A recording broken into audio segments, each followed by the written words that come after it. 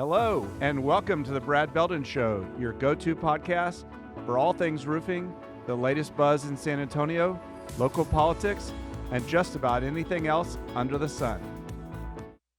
Good afternoon, everyone, and I am excited today. Woohoo! We've got some special guests. Jay Rodriguez, Vice President of the Central Market, Nate Drees, Sales Representative of the Roofing Solutions Group, formerly known as Market Makers. I am so excited to have them in here today. Welcome to the Brad Beldon Show, guys. Awesome. Thanks for having us. Yeah, thank you so much. Glad to be here. Yeah. So, Jay, can you start by telling us about your journey into the roofing industry? What led you to join Ian and the Roofing Solutions Group team? Yes, I was actually a bartender. I worked for On the Border Cafe. I was on the opening team. I was in the restaurant industry since I was 17. So when my buddy sat at the bar, his name was Jeff Blaylock, National Roofing. He sat at my bar. I was serving a patron margarita. She had just asked for a regular margarita. I upsold her to a top shelf margarita. He goes, "Jay, you're a salesman. You need to come sell roofs for me." I was a little tired of the restaurant business then. I'd done a lot of traveling. I did a bunch of the openings, and so I took a leap of faith and went to start selling roofs with National Roofing. Residential roofing contractor. He taught me how to chase old hail. It was in League City down in Friendswood, so he taught me how to go door to door, taught me how to do some quick repairs on some shingles, on some flat roofs, some modified roofs, some wood shingle roofs, and then incidentally he gets thrown in prison for, well, it was jail. It wasn't prison, so it was jail for like 3 months. It was behind the bars. He right? was behind the bars for 3 months, and I was his only employee. So I really didn't know roofing at that time, but at midnight, and this is 1993, so it was a collect call from Harris County. Will you accept the charges? At midnight, every single night, even on Sundays. So I'd answer the phone, we'd go over the books, we'd go over what the crews did, what jobs were coming up, so we went over everything. So I learned how to run a roofing company by running his company. Ian was one of our manufacturer's reps for Genstar Roofing. Ian was a very sharp-dressed, very professional salesman. He still is. Yeah. But back then, Ian used to wear suits. I'm almost positive that my memory serves me correctly. I wear a tie every day. Yes, sir. He's like full three-piece. Roofer you know that wears a tie every day. I have seen you in a tie every single time I've seen you, Brad. And you will every single time you come here. Even on casual Fridays, Brad's in a tie, right? That's all. Well, Ian no longer wears a tie unless we're doing an event. So Yeah. So he was our shingle sales rep.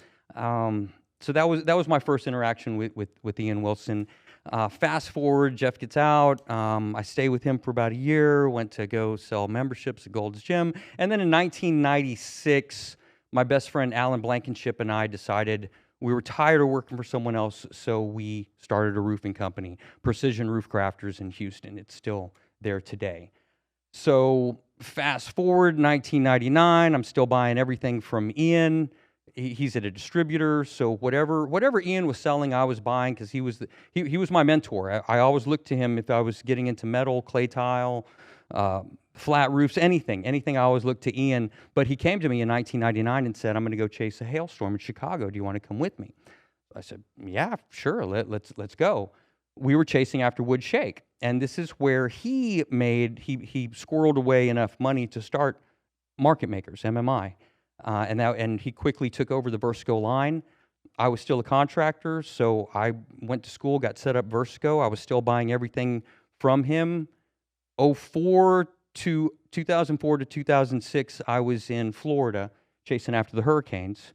So I was a storm chaser. And Ian... Was that Andrew or Wilma in 04? Oh, my gosh. I think the first one that went through was Charlie. Charlie? Oh, yeah, you're right. It was Charlie. I think Charlie was 04, and then 3 more came right after that. Yeah, there were 3 that year. There 4. Back to So yeah, yes, sir. 3 bad ones. 3. It was very, very bad. So it was very good financially. But Ian continued to call on me. I was buying his clay tile, buying his stone-coated steel, standing seam. So 06, my 4-year-old daughter sits me down, and she says, "Dad, this every other weekend stuff, it's not really working for me."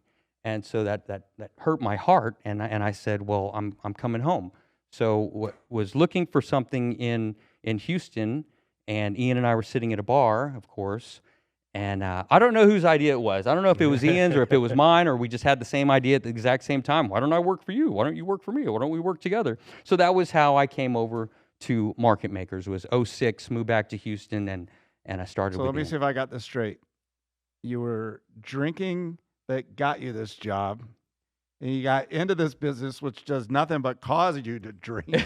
Absolutely. So I mean, I was going to ask you if you're 30 plus years, you're double venture, and really, I wouldn't say you own the first business, but you had to operate it because he's in jail. Yes, or, I'm sir. sorry, Oh, behind yeah. bars. And then you had your own business. Yes, sir. These are certainly unique challenges that it probably give you a different perspective that help you with the RSG.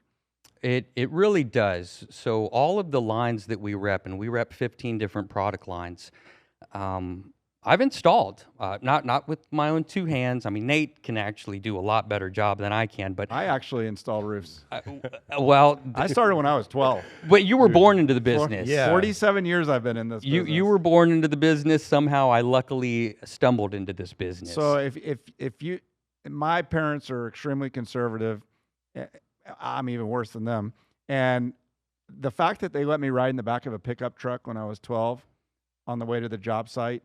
There's nothing wrong with that. I mean, that's just the way things were done back then. It was Absolutely. just- There's nothing wrong with You that. didn't think about safety back. You thought about safety, but you didn't think anything was going to happen. right. Right? You didn't have social media. You didn't have all this knowledge that you Correct. have at your fingertips. And yeah, so my first job was running. My first job was cutting the grass here, and we have like a 4-foot strip by maybe 50 feet, and my dad thought it should look like Wimbledon, and I thought it should just be at the same height. Neither one of us won, and ultimately he sent me on a crew, and so my first job was running a double lock standing seam panel out of a metal former Wow, all summer long in Bandera.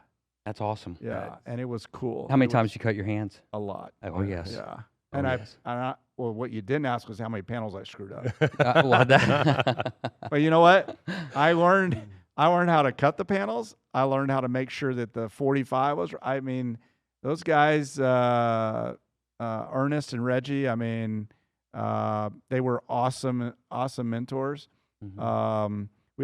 They also took a BB gun every day, and we target practice. yeah, You yeah. up on the roof? No. When we drove, because we were on some back roads, and they were, for our own protection. Like you think about it now, a BB gun. Really? Yeah, A BB gun? That could leave a really bad welt. Yeah, so it really scared somebody. We're talking in the 70s, right? And, Right. And so that's how I started. But Nate, you have a lot more experience, a different kind of experience than both of us have, in that you really, when I knew you in your previous experience in the consulting world, how has that helped you in both, you were both a contractor and in the consulting world, how has that helped you with RSG, understanding the buyer and the users aspects versus the selling side of the business? Well, yeah, I understand like the contractors need to get something done. Like if they're calling me at 7:00 at night, they're not calling me because they want to chat. They're like, I need to get something done right now.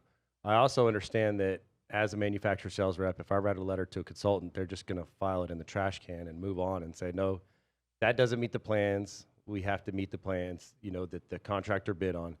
So And it doesn't go over very well. No, it the doesn't letter. go over. Yeah, No, the they letter don't never- like that yeah. too much. I We don't- found out. Yeah, it's just kind of like, thanks. Yeah, okay, you're still going to do it by the plans. It doesn't matter what the letter says. You're going to have to tear out brick or do whatever it is to make it right, according to the plan. So it's been a good experience because I know a lot about roofing, but I'm also learning a lot about roofing. I mean, Jay here has been a wealth of knowledge of, I came from WJE where everything was built to, Cadillac standards, where here we can, manufacturer standards aren't up to that, like Cadillac standards, but it still gets the job done. It still does it. And not everybody can afford to drive a Cadillac. Some people just need a really good roof that'll be put on and not leak for 20 years. They don't need it to have all these extra details to, belts and suspenders like WJE did. So you're not having to write all those letters anymore. no, usually I talk to the contractor and I just say, hey, I'm not going to write a letter to the consultant. Let's just go sit down and talk to them and see what they really want. I know that you're angry because he wants you to do something that you said you were going to do, or maybe the detail wasn't right, but we try to work together. I always find it's better just to work with somebody than try to prove that, oh, I'm right. Absolutely. So my father taught me a long time ago that you communicate for today and you document for tomorrow.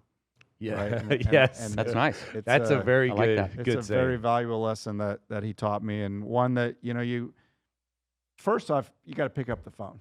Yes. People forgot that we actually have phones, and they think that email solves problems. Negative. It's and texting, right? Yeah. The millennials think that the other end of the phone is not a human being, but another texting machine. Yes. Yeah. And it's AI communicating with each other instead of picking up the phone and say, how do we solve this problem that we have? Right? Yeah. Because at the end of the day, we're all human beings Yes. and we make mistakes. Yes. And It's funny that you should say pick up the phone because, and that's old school. You know, I mean, because I go through this with my, yeah, absolutely. I mean, I go through this with my kids. My wife's 5 years younger than me, but I'm just like, why don't you just pick up the phone and call the person? Let's do this right now. Let's get an answer. Let's get it taken care of. And it's amazing. Use the phone, pick it up and call. yeah, it actually works. It right? works. Yeah. Sometimes Absolutely. somebody will answer on the other side. Yeah. A 20-second phone call will solve a problem that maybe takes 30 texts. Or Absolutely. 10 emails, right? Yeah. Yes. And really, The tone. the also. tone, I think, also is really part of the problem. And Mm-hmm. if you send the email or a text and you have 10 people interpret that, the question is on a scale of 1 to 10, was that a kind email? Was it a strong email? You're probably going to have a median of 5. Yeah. Absolutely. And what And- kind of mood the person Right. was in when they read it. Yeah, and then you gotta be really careful and you throw an emoji in there because you want to make sure that it's interpreted Correctly. Yes. Oh, yes. correctly. And Right. be careful with all caps. Yeah. I mean, Yeah. don't Yeah. yell at me like that. Yeah. Are No, you it's kidding crazy. me? Yeah, it's The caps lock was on. I didn't even notice it. Sorry. yeah. My kids are like that all the time. So Jay, you talked about MMI. Yes, sir. Clearly, that wasn't the best approach with the vast number of products that you had because nobody knew what you did. So your Market makers, yes. Yeah. So MMI. your new bestroof.com. Great website. Thank you. Ton of information. How's that platform helped you, for our audience, get the message to everybody about, y'all have so many products. We have 15 different product lines, and all of those manufacturers have multiple products Probably as 20 as well. right? So you probably have over 300. Easily. I mean, Karnak alone, I always round up. So Karnak has over 100 products. They But have of something like ones that 80. are used on a daily basis. Absolutely. And that's Yeah. the ones we But you got focus to be on. knowledgeable about all those products. It's a challenge, is it not, Nate? It is a challenge. I feel like I'm in my freshman year at school right now, just learning all the product lines, even just stuff that I thought I knew. I'm like, oh, okay, yeah. Oh, we have to do that. Oh, that's a better way to do that. I mean, that's what's great about Karnak, though, is that they do offer a lot of customer support, and their website is just super simple. I mean, it is amazingly simple. You can find all your answers that you need, and it just really helps. Like, I've learned so much just by, let me just Google that real quick. Yeah, here's the answer. Here, I'll send you the link. So what you don't know, Nate, is back before you were alive, there were binders on the shelves, and we would go and pull down yeah. a binder, and some of them had indexes and glossaries, some of them didn't, and you had to actually go find the information on your own. It's what now is called YouTube. Yeah. Right. Or but- Google. Yeah. People had to actually take a little bit of accountability and Mhm. not blame others. It's that trend needs to change. I mean, society and people need to learn how to find the answers themselves. Yes. I mean, I teach that I to my agree. kids all the time. And my son asked me, "Oh, my computer broke. How do I fix it?" Like, did you Google it? He's like, "No." Why don't you know the answer? It's like, well, because I'm just going to Google it. So let's Google it and we'll figure it out Let's do together. it together. Yeah. So, But back to answering your question about our website. So Ian, 100% brainchild. He's the one that works on that all the time. I like driving business to our website through social media. I'm very active on social media. Ian calls me a teenage girl because I'm always doing selfies up on roofs.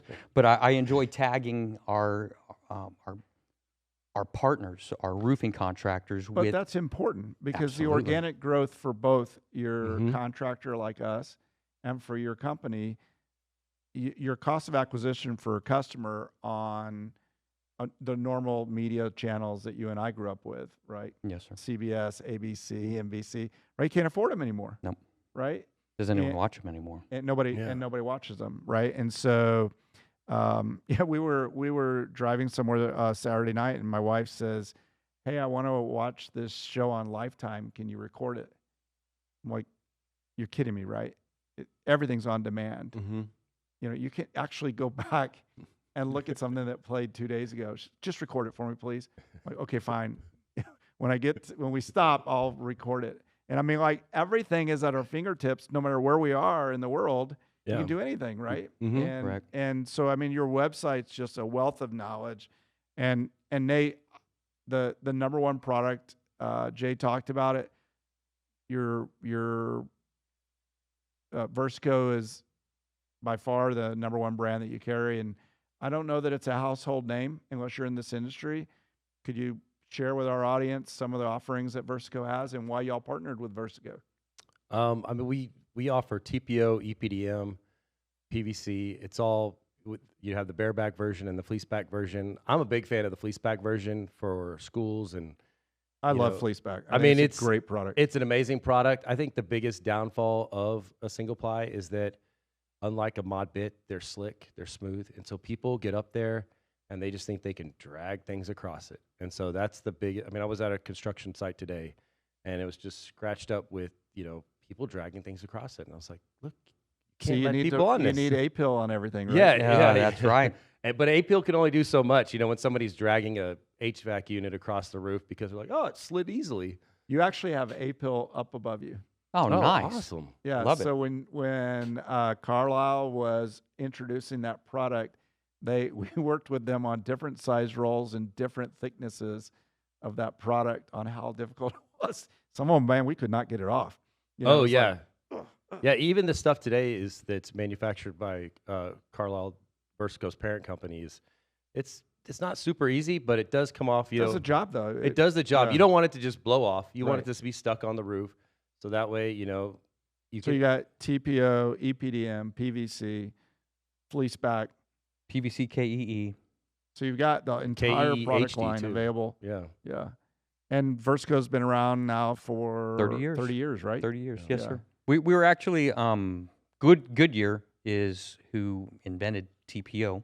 I don't know if you know that story or not, but Goodyear, the tire company, they put it first in the automobile industry, and then they put It it was into car bumpers, I think. Wasn't it? I believe so, and then on the interior as well, and then they put it into pond liners. So everyone else, all the manufacturers were having epic failures with TPO. So CCM, Carlisle Construction Materials, came and they bought the formula, bought Versa Weld from Goodyear, kept the name Versa, so Versico was born, and the Versa Guard, the EPDM. So Versico actually invented TPO. Well, they also just invented Seam Shield. Oh, Yes. yes. And so Seam I Shield's had not amazing. heard of Seam Shield until recently. And I know it's coming out in the second quarter. Mm-hmm. And is it okay with you if we share a video with our audience about Absolutely, this that would be exciting amazing. new product? Yes, Yes. sir. Please Okay. do. Let's roll that video.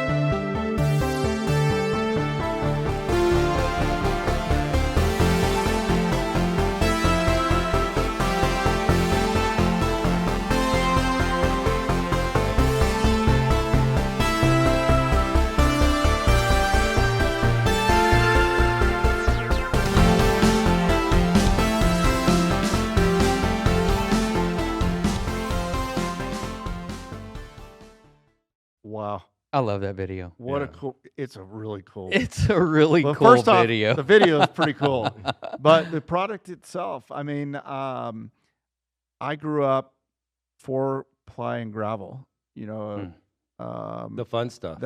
but the stuff that we knew worked, right? Yeah. And Oh yes. one of the pitfalls of the initial single-ply industry from an EPDM product line was the seam, Mm-hmm. and then TPO and PVC and KE, all those products came afterwards, but which kind of solved a lot of the seam problem, but still doesn't address a dirty weld. No, it doesn't. And when I saw this as an installer and the one who stands behind that warranty, right, I was like, wow, why didn't I think of that? It's such a simple concept. That's what we hear a lot is Why didn't I think of do that? Yeah. That is just bananas. Yes. Yeah. It's so simple too. Yeah.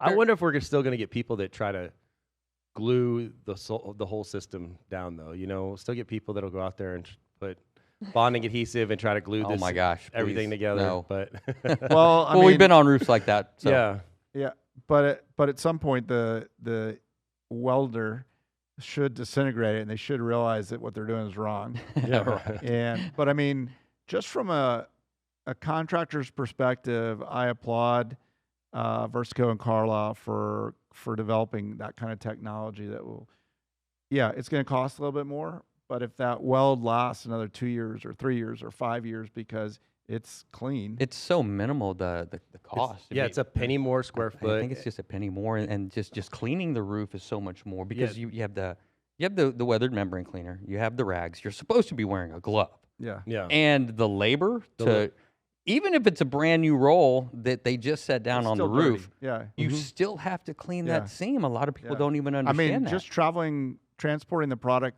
down the highway, yeah. right? I mean, you get the road dust and everything Everything. else on it, and and you have to clean that seam before Yeah. you weld Yeah, it. Yeah. Carlisle estimated, or Versico Carlisle estimated to be like 7 cents a square foot that it costs a roofing contractor to clean that seam. They also see the need that, hey, there's a labor shortage going on. I mean, whether it's in the field or just in the office of roofing. I mean, we get calls all the time. Hey, do you know a good estimator? Do you know a good project manager? Do you know a good superintendent? Do you know a good foreman? but they don't ever ask you if they're a good seam cleaner. No, they don't. We don't get that one. Amazing that they have never asked that Yeah. until today. So I'm curious. You're the fitness buff, right? Yes, sir. Mr. Ironman triathlon and all those. I mean, is that how you stay fit? Is you go up there on your contractors' roofs and you're cleaning that seamer? It's like Mr. Miyagi, you know, Mr. Miyagi. wax on, wax off. Yes. But okay, so how, with this new product, how are you going to stay fit? Oh my goodness. So yes, you mentioned triathlons. I think I've retired. I told my wife that the other day, and of course she retired. She looks at me incredulous. Retired? You didn't even do it for that long. Woman, come in my office. You did it for 26.3 miles, right? Well, I mean, like, so or 26.1 miles, whatever it is. So Ironman's 140.6, so it's a 2.4 mile swim in the beginning, and then a 112 mile bike, and then 26.2 mile marathon at the end. Okay. So, and that's all in one sitting. You know, when I walked to school, it was uphill both ways in the cold, right? Oh, you went to Texas State? So how has that though led you in your professional career? How has that devotion to and the dedication to being a triathlete, how has that helped you in your professional career? it's discipline. It all comes down to discipline. I first started doing triathlons. I didn't know how to swim. I hadn't been on a bicycle since I was 13, and I hated running. So did you take the little wheels off the side? I had to, yes. They At wouldn't let me 13? do it with He the left with the training fringe wheels. on the handlebars. Training wheels, But, yeah. I but, forgot but, I, what but they're I did called. have floaties on. No, I didn't have floaties on. So it's just the discipline. It's getting up every day, getting in the pool, getting on the run, on the bike, over and over and over again until I could do that distance. But you asked, how does that translate into work? Well, I mean, first of all, you look at Nate. He's super fit. Also, I work out every day. He works out every day. I don't do the triathlon thing anymore, just lifting weights. But it's that mindset where I know I can do anything, especially doing 140.6 miles. So I like challenges. I like waking up every morning and going to slay the dragon. I don't mind being the underdog because it gives me something to fight for. And I I love sales. I love marketing. You hear no a lot, and it's okay because I'll just come back the next day and just keep on. If you don't keeping on. understand the word no, you'll never. This business will kill you. It'll cause you to drink, which is where you started this whole conversation. That's very true. Yeah. And I applaud you because trying to think what year it was 10 plus years ago. I was having some health issues with my pancreas, but they didn't know what was the problem, and I was having some blockage, and it was impacting my ability to control my legs, and I wasn't walking. I was in a wheelchair for about a year, and Oh wow. I was determined to walk a marathon. I'm like, when they solve this problem, I'll walk a marathon. And I tried that over and over and over again. Good for you. Well, and I kept failing. That's okay. That's okay. And But you kept getting back up. I kept getting back up, and I finally did it. And it took me 13 hours one day. I started at 6 in the morning. I think I finished at 7 or 8 o'clock at night. But you did it. And I got back to my front yard, and I just collapsed on my front yard. And one of my neighbors came over and said, "I think something happened to your husband. He's on the ground in the front yard." And she said, "No, he's walking a marathon." And he's like, "No, I think there's something wrong with him." But throughout the day, neighbors would see me walking, and they're like, "Are you okay?" I'm like, "Yeah, I got 26 miles to go," or whatever it was. And so that was when I had a Fitbit. Okay, yeah. And that Fitbit gave me that discipline that you were talking about that you use today at RSG, right? It gave me that discipline every day to that 10,000 steps. Yes. Yeah. Right. And I think it was like 55,000 steps or something that I took that day. I have it in my office. What I did was I took a snapshot of my Fitbit app on my phone. Right? Yeah. Awesome. And so so that devotion, dedication, it helps in the business world. It does. Definitely does. You have to be strong mentally. 100%. Well, if not, this business will kill you. Yeah, I thought it was hard working for engineers. Like, I mean, I wasn't Did the greatest. He just throw you under the bus? I think so. He didn't just say, "But working for Jay." Yeah. He just said, "I thought working for engineers was hard." Yeah, I thought writing a 54-page report on the history of water was really difficult. But trying to keep up with Jay and just hearing no, but his positivity, he's always like, something bad, he's like, "Oh, that was really good. We got some good information there. We did this, that." And I'm just like, "Oh, yeah, there's always a silver lining. You don't know if it's good or bad. That no today could be a yes tomorrow, or could turn into another opportunity just because this no allows more time for a yes over here." So I have a very similar approach. And I tell my wife every morning, I'm glad that alarm clock went off. Yeah. Because for some people, it doesn't. Yes. 100%. And so getting up and going take my shower and put on my clothes and have the opportunity to experience life, I'm fortunate, Yes. right? And Very. you're going to have some bad days and you're going to have some good days. And, in this business, well, it seems like the last 10 years have been more bad than good. This business will eat you up, but there's a lot of good days, right? And one of the good things is providing for our internal customer family, which is what we strive to do every single day, Right. and to be a method for them to be able to obtain the things that they want to have in life. And if we accomplish that in our lives, then I think that what more could you possibly have than if you do it with integrity and on your tombstone, I helped others, right? And That's what I love. That's our favorite thing to do, is just helping other contractors, helping people with a problem. I mean, that's where I think we really shine. Is somebody has a problem, they call us and we can offer a solution. And if sometimes it means driving 3 hours to go to Lolita and saying, "Hey, the roof is perfectly fine. You guys, it's just Don't due shut on my the roof." roofer down. Yeah, it's just due on Beldon's the doing roof. just They're fine. doing exactly. and Right. and you have from your solutions, another solution that you have that we haven't even talked about today is Carnac. Yeah. You have a great coating, a great product that supplements your TPO single ply line. Can you tell our audience, you talked earlier about Karnak had 100 different Oh, yes. So many products. So Nate, what would our audience want to know about Karnak and why y'all rep that product?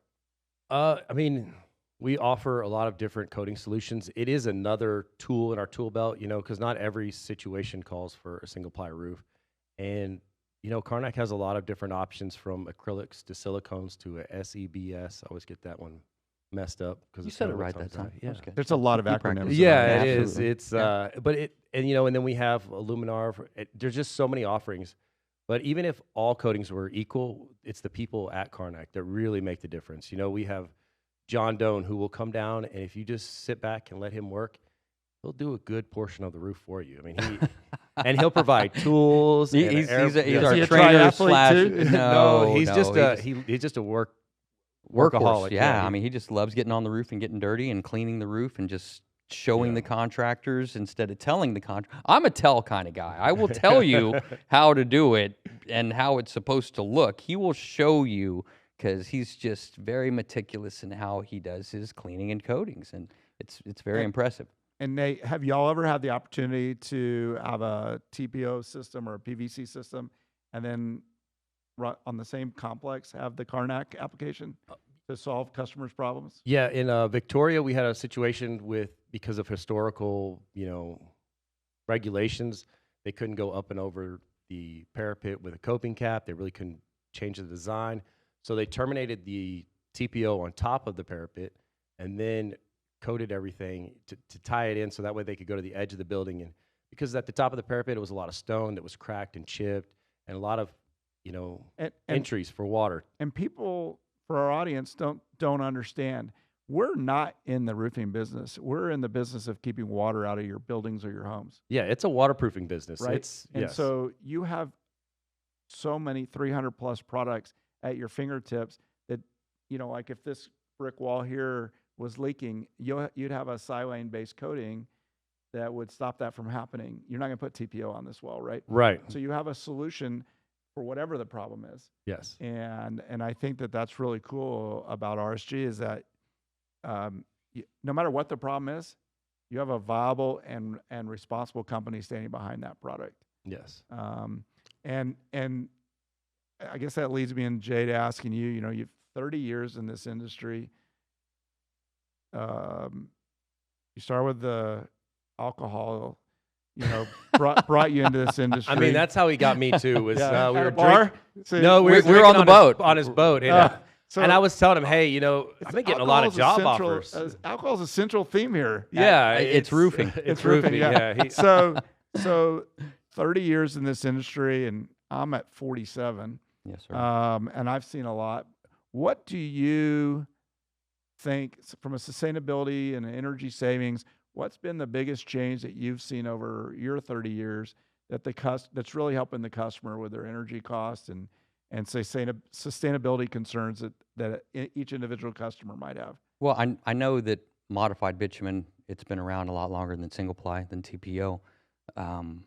They didn't used to have the reflective coating on top of it or the granules.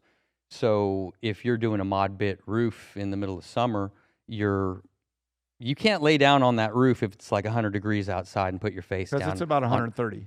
Yes, sir. Yeah, and you can't stand on it for very long. You cannot. 3 o'clock in the melt. afternoon, don't stand on a mod And bit think roof. about the difference back then when he was still in diapers and you and I were on the roofs. You not that young, you didn't but need thank you. sunglasses.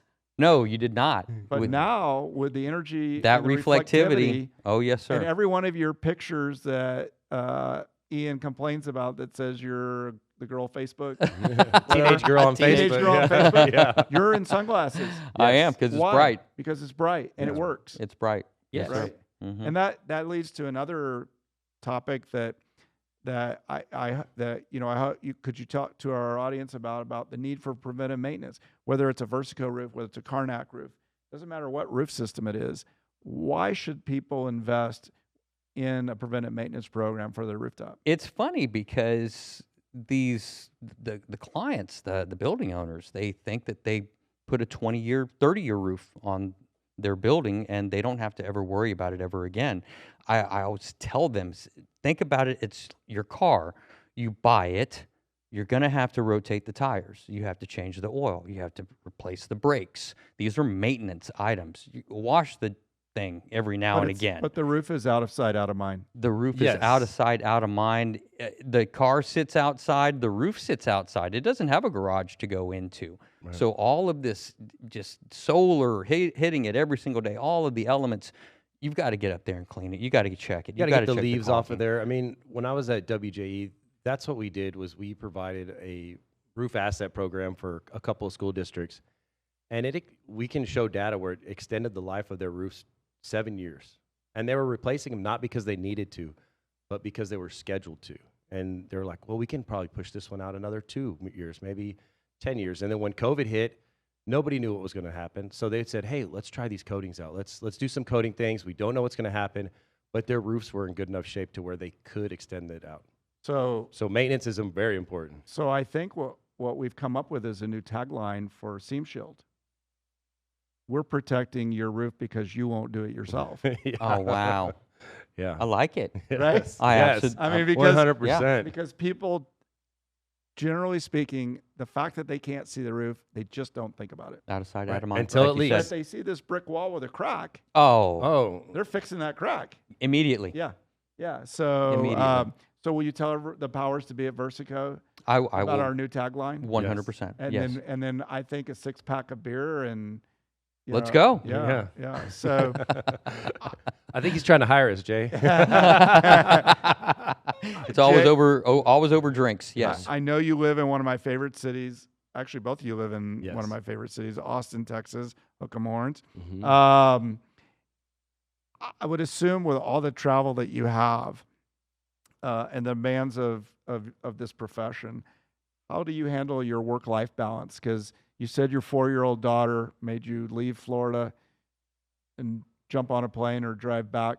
Yes, sir. What do you do to help our audience understand how important it is for that work-life balance? Well, luckily, I am in a place now to where I sleep in my own bed probably 95% of the time. I am home in the evenings. I usually try to eat dinner with the family, tuck the kids in. Well, that's my- the difference my between kids. a contractor and And a a rep? manufacturer's rep. We're never home. I work sometimes really, really late. I say most times. Yeah, we're But- always communicating like 8 o'clock at night. You're at the bar. You've been talking about it since you got here. Like I said, we're always communicating at 8 FaceTime my o'clock kids, at night. you know, hey, good night. Yeah, I still Yeah. tuck my kids in even though they're 15-year-old Wait. Did you FaceTime your kids from No, in- I'm in just the house? kidding with you. No, I'm just My I have kidding. kids to try do. that. No, yeah. True story, it works really well. My youngest does it all the time. He FaceTimes like, hey, how do I fix this? Or what are we having for dinner? That's it is terrible because I text my kids and they're upstairs. It's like Yeah. dinner's ready. That gets them. And my son's learning to drive right now, so I was like, okay, let's go drive. He's like, okay, in 1 hour, and we're just texting back and forth when he's just right upstairs. Anyway, I digress. I work a lot. I enjoy work. My family respects when I'm at work because when I'm at work, I'm at work, and when I'm with my family, I'm with my family. I'm not on the phone, you know, texting whenever I'm sitting there with the kids. Weekends, I don't work weekends. I really just don't. I mean, I'll be on the computer at night after we've had our family time, you know, to catch up. But I like my weekends with the family, and it's being present there. And the wife and I, we're finally at a point now to where we can just spread some newspaper out and leave a bowl of water and a bowl of food, and her and I can go out of town and just leave the kids behind. Yeah. No, they're 15 and 18. The 15-year-old Yeah. can cook. And the 23-year-old, she's already out of the house, going to podiatry school. So, but we still are very much in love. My wife and I are married for 20 years now, coming up in September, and I respect the heck out of her. She respects the heck out of me. She's an amazing woman. She's been caretaker of the kids, housewife extraordinaire. She takes care of the kids. I take care of the work. So Yeah, she's really good at it. We work out at Jay's house sometimes, and she comes in with little snacks and always Capri bringing Suns, and bringing it's just snacks. like, she's like, here you go, boys. Have fun in your clubhouse. Yeah. So Susan and I have been married 35 years. So she'll tell you, she's had one good year and 34 on and off. And I'm trying to figure out if it was a solid year or if she's just taken 365 days out of all of them, and it makes one good year. Well, she might be talking about current year. I don't know. And that would be. I can't get a straight answer. Maybe you're just getting so much better every year. That last year was the best year. Right. It accrues. Yeah, I'm going to have to ask her about that. Nate, you and Melissa also live in Austin. You have a 4th and a 7th grader, I think. Yep. And so, you have the same issues, but different now. My kids are 23, 25, 27, 29. And I remember how difficult it was at that age. What do you do differently to help with your work-life balance? Well, my 7th grader, he only cares about rides and money, so that's pretty easy. As long as I provide those 2 things, he's happy with me. So he just needs a paper route. Yeah, I mean, Yeah. Do you remember those? I remember those. Yeah. Well, I had one. Yeah, my problem is my parents live in town and they love to spoil my kids, so they just pretty much ask them like, "Hey, can you cash at me $40? I want to go to Quick Trip." And Oh my word. I mean, it's the biggest problem I have, which is probably a good problem, but It's a great problem. Wait. What is Cash App? oh, it's a way it's like Venmo. Like Venmo. Yeah. Yeah, Just send. But you can get a card, so they can add money to their card. So they have like a little card, like a debit card. Wait, they Yeah. call your parents and say, "Can you Cash App me?" My kids talk to my parents like 3 to 4 times a week Wait, just to talk to they're them. calling and asking for good. cash. No, they only ask for cash like once a week or Like, if Oh, hey, Only my once a dad week. won't buy me food. Can you Cash App me $40 so I can walk over to McDonald's? No, my kids are even worse than that. They will hit all of us up. They will ask my wife for money. They will ask me for money, and then they will ask their And they won't Gigi tell for the money. others that. Of that- course of not. course not. Dad wouldn't give me any money, Mom. Yeah, And then by the time the two of you reconcile that you actually both gave them money, it's too late, right? They already spent it. Yeah, it's too late. They already spent it. Or, oh, well, I was just trying to get money for the movies this weekend. Remember we talked about I wanted to go to the movies. My oldest is pretty smart. That's awesome. I mean, that's actually the oldest trick in the book because I mean, Yeah. like, I would be leaving the house and I'd That's say, how the- "Mom, can I get some money for lunch?" And Dad, I would catch him down the hallway, so they would both be giving me money for lunch. It's so You hats don't have off to them. Y'all Yeah. don't- do you have girls? I have 2 girls, 2 older, Yeah. 23 and 18. So you know what that's like. It's not. It's just the fluttering of the eyes, right? It's like I mean, they don't have to ask for cash. They don't even have to say the words. You just have to just take the money out, take whatever you need. I used to when they were in college. My deal was whatever money I had in my pocket at the end of that day, when Mom and I went home, I would split it with them. Nice. Oh. And then I started to realize that's not such a bright thing to do. And I was driving back to all of our kids went to UT, and I told my wife, I'm like, next time we go up there, we're only going to put $20 in that one pocket. We'll put the rest of the money in another pocket. And Whatever's left over so in this pocket. I just want y'all to know, Dad figured it out long before y'all told me, and so I actually had more cash in my pocket I didn't share with y'all. So, and then they probably Touche. went to Mom. Yeah. Yeah. But my kids are great. I mean, we They are. find things to do together. It's not quantity time, it's quality time. Like I convinced my wife to put up a basketball goal in the great room. We have this big useless great room. We put up a basketball goal, Wait a minute. Inside the house? inside the That was house, my- 10, yeah, exactly. 10 feet high. Wow. It's attached to the loft like wall. So we have these little foam silent basketballs. Your dad come over Okay. and like slam it? No, my dad is not coming over to slam it. I'm taller than my dad, so he's he hasn't been gonna able buy to a beat me since I was trampoline? like 14 in basketball. So that was a Okay, very that's interesting game. You're the first guest in my long list of guests that has ever put a basketball goal. You're talking a real goal. Yeah, a like real you went goal. to Academy and bought a goal. I went to we bought it from Walmart because it was only $80 there, but yeah. I'm impressed. Absolutely. Yeah, and we Yeah. bought like these silent basketballs, and we play horse. We shoot around. The kids play. That's wild. It's a lot of fun. It's Wow. just So like when you list the house. I'll have to take that down. No, I'm just curious. What do you say? 4-bedroom house and a half- Indoor basketball indoor court. basketball Yeah. Absolutely. It's not that big, but it's not that much space, but it's a lot of fun.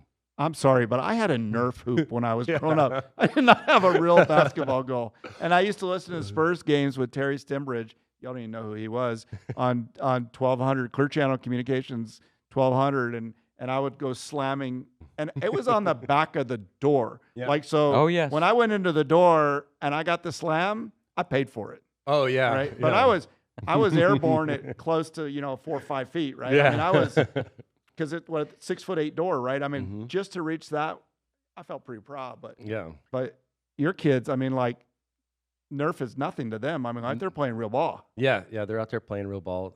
It's kind of Jay's fault because he gave me the little ESPN.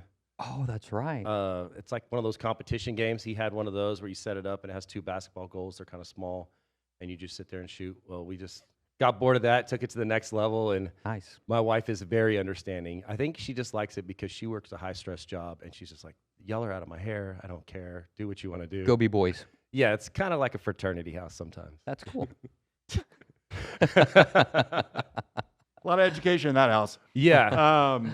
So Jay, you reached out a couple months ago about y'all's AIA program that you offer to architects, engineers, those in need of the CEUs, and you asked to host it in our large training facility. And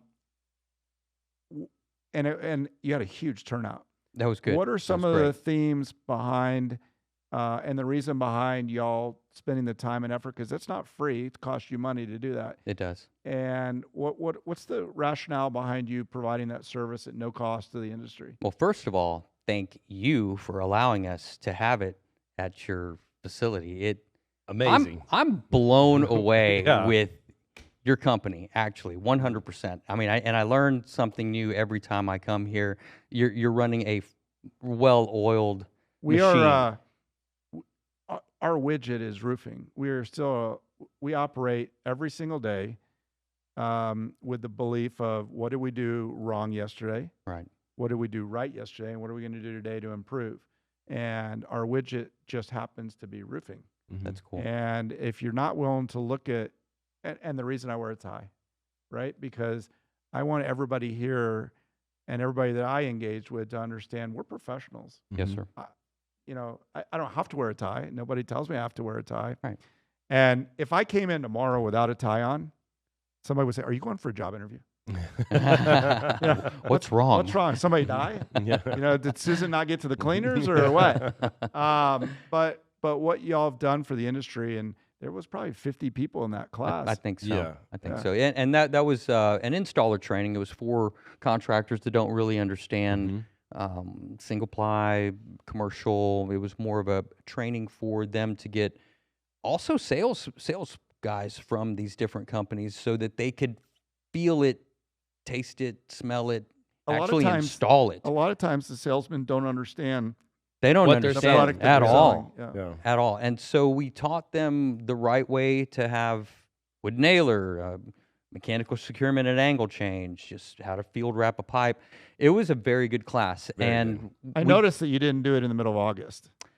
we're probably going to do some in the middle of August also, unfortunately. But we do AIA trainings also for the architects, have IBEC presentations as well. A couple of my favorites, fleece back and polyurethane, the flexible dash, I like that one. And then there was one that I came up with that was wind ballasted roofs. So that's, you think of ballast, it's the roof is just held on by the wind, by vents. You designed that, Jay? Yes, sir, I did. Well, I didn't design the system, but the IBEC presentation, I put it all together. But I mean, Kelly 2000 came out with this in the 70s. Yeah, and yeah. so it's And been it's around. worked ever since. It Yeah. has, Yeah. absolutely. So we've done some Negative pressure is pretty amazing, right? I love it. Yeah. Absolutely. Just the science and the engineering that goes into it. So we've done 100,000 square foot right down the street, 70,000 square foot in Austin, 30,000 in Bastrop. It's a system that I love, but I enjoy teaching. I really do. So contractors as large as yourself and that have been around for this long, you do have new blood that comes in. Right. No, and, we do. And so There's a need in the industry. that's why we enjoy helping out with those types of contractors. And then the contractors that are, for lack of a better term, that are brokers that don't really know the trade, but they're amazing salespeople. Yeah. And they're a very good marketing firm, and they Yeah. need the knowledge which we bring. So we get up on roofs with them. We'll do a core cut. We'll scope the whole thing, write out what needs to be taken care of on the roof, and we'll help them. I always tell my contractors, there's two things I'm not going to do. I'm not going to measure that roof for you. That's your job. And I'm not going to collect the money from your owner. everything else we can help with, because we do know the crews. We do know other companies that could step in and help them out also. We don't want them to get in trouble, because as a contractor, I got myself into a lot of trouble, numerous amount of times. How many So apartments did you burn I down? only burnt down one apartment building. We used to believe in Plan B. Now it's you need a Plan A, you need a Plan B, and now you need a Plan C. Yes. Because in this industry, things change Yeah, they quickly. change very quickly. Yeah, And anything that can go wrong will go wrong. You think you've got it all figured out, and then there's COVID and a supply chain shortage. Oh yeah, that was fun times. and knowing that, what are some of the unique challenges that you're seeing in the industry right now? You know, it's certainly different than it was 2 years ago, 3 years ago. Unique challenges. It's funny that you ask about unique challenges. I had one of my roofers from Houston reach out to me the other day, and we live in the hill country. He has he You signed live a in contract. Austin. That is not the hill country. I'm I live sorry. in Bee Cave.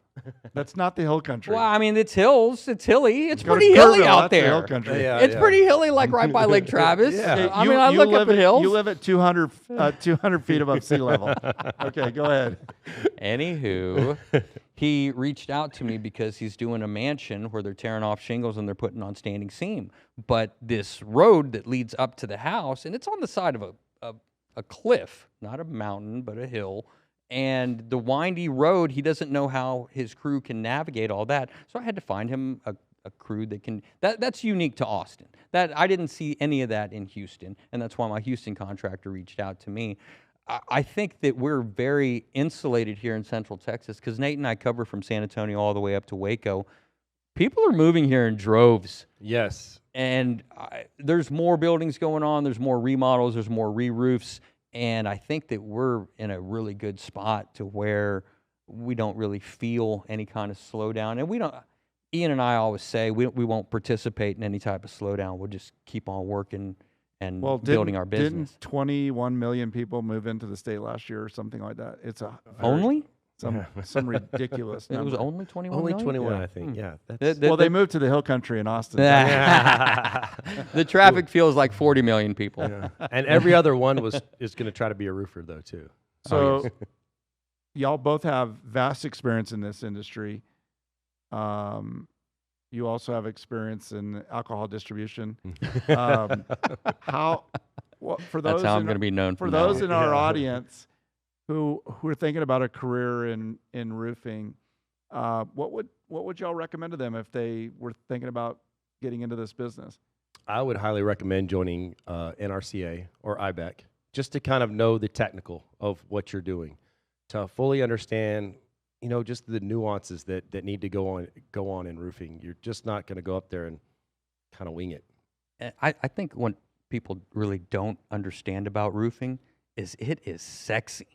I mean, I am so glad that I found roofing, because there is a ton of money to be made, really, in all aspects: distribution, roofing contractor, manufacturer rep. It is an amazing business. It's one of, Ian and I like to say, it's one of the three basic needs. You need food on your plate, you need clothes on your back, you need a roof over your head. We talked about that in our meeting yesterday. Food, shelter, and water, and we're number 2. That's Yeah. right. Yeah. We definitely need a roof over your head. Roofing's always going to be around. It's always going to be changing. So you really do, like Nate said, IBEC, NRCA. It's really important to understand the trade. Yeah, and find a good mentor. I mean, there's, it's not just always Jay and myself that are out there. There are other good mentors out there that, manufacturers, reps that can help, but find one that will help you and call them. Don't ask that question. Why not call you sooner? Call them now. And the other thing about this business that it changes every single day. It does. Yes. And you're on a different project. And what I like to do is I like to solve problems. Mm-hmm. Love it. And I went to a meeting this morning, and I saw how they solved a problem, and I said to myself, that's a really cool solution to the problem that they had, and that's what I get up every day and hope that I'm able to solve. And That's cool. because they made my experience great in light of what the surroundings of where I had gone. and they foresaw that there was going to be a problem. Mm-hmm. And that's really what we do in the roofing industry, right? And but one of the things from a problem perspective that we're seeing more and more and more of is residential homeowners asking us for white reflective roofs. We Yes. talked earlier about the white reflectivity on a commercial roof. Right. Mm-hmm. What part of your product line offering for our customers that you could offer them for their own homes that would provide that white reflectivity? Well, they could use TPO or PVC. Yeah, Yeah. absolutely. They can use And- the Versico. Yeah, and they can get a manufacturer's material warranty for 20 years, similar to what they get with their shingles. So, there's a lot of solutions out there for them. They can also coat the roof. They can You know, also if coat the if roof. they have an existing roof that can be coated, turn it white. That Right. that reflectivity is really it. It's a You game can changer. feel it. Yeah. Yes, you can feel it when you're on there, and if you stand on it long enough, you'll have burnt nostrils. So, the modern design, the mid-century modern look that was in the 60s is coming back, Yes. Mhm. right? And with the lower sloped roofs, and they need the white. They Right. do. Yeah, Otherwise, the inside of the house is going to be too hot. It is. right. And so, I mean, I think going forward, there's going to be a lot of opportunities for Versico, Karnak, all those products that you carry. Yes, sir. And you've got, for our listeners, you've got such a great product line. For those in our audience who want to learn more about Roofing Solutions Group, what's the best way for them to reach out to y'all? Thebestroof.com, and that's Yeah. where you will see. And I'm going to go over the line card because we have 15. I don't want to leave anyone out. So we've been talking about Versico and Karnak, but we also have Babcock Davis as our roof hatches. Hunter Panel is our polyiso. American Skylights, Hickman Edge Metal Systems, Northwest Roof Tile and Metal. We roll form standing seam and make trim. Hickman's pretty good. Hickman is amazing. Yeah. Great product. Steinel, did you see the Steinel? Did you come in when we were doing our training? The handheld, battery powered. It's Great for I saw maintenance. the photo you sent me. It's pretty cool. okay. Yeah. Yeah, so that's great for repairs. 20-minute battery. Carlisle Whip. So Whip 300. A lot of people know that. Well, boy, do we use a lot of that product. And we love you using a Yeah. lot of the product. I appreciate that. Yes. GAP, that's our felts and underlayments. Then we also have United Asphalt, Bostic Sealants and Caulks, Roser Stone Coated Steel, MCA Clay Tile, and Quarex is our ridge vent and our composite tile. Sorry, I didn't want to leave anyone So out. we use about half those. Thank you. MCA, I don't even know how far back that goes with us. One of the best clay product It really products is. out there in the marketplace. Comes out from California. Very, very similar to the Ludovici brand. It really is at half the cost. Yeah, and it. I mean, we have some of those that are down maybe 30 plus years. I don't know how long we've been doing business with MCA, but it's a very, very long time. Thank you. Hickman, we've been doing business with for a long time. Awesome. I mean, half those companies that you discussed, great product line. It's why y'all are so good at what you do. Thank you. You rep really good products. And so thebestroof.com. Thebestroof.com. Look for myself on social media, Jay Rodriguez. or 1-800-bartender-turned-roofer. Yeah. That could be it as That's well. how you can find yes. you? Or you can look for them on the lake, on Lake Travis. Look for me too. on the lake. Yes. Yeah. Yeah. We'll be surfing. So, Nate and Jay, I want to thank you for coming today, for sharing your insights into the alcohol distribution business, into roofing, into high altitude issues and where you live in Austin. just a multitude of things that we were able to discuss today. And I hope our listeners benefited from that knowledge. I want to thank you all for tuning in today. It was another wonderful session. And as my old friend Judd Ashmore used to say, hug somebody. It'll make you feel better.